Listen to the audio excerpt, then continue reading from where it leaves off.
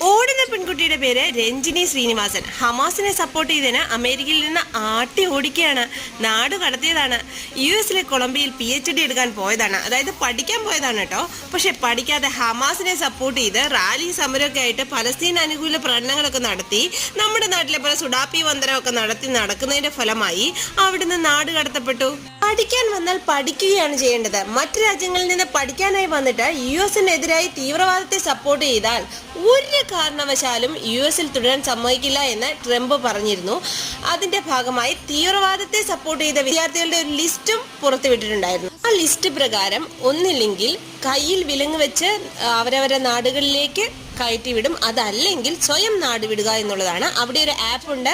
സ്വയം നാട് വിടുന്നവർ ആ ആപ്പിൽ രജിസ്റ്റർ ചെയ്ത ശേഷം ആ നാട്ടിൽ നിന്ന് വേഗം രക്ഷപ്പെടുക.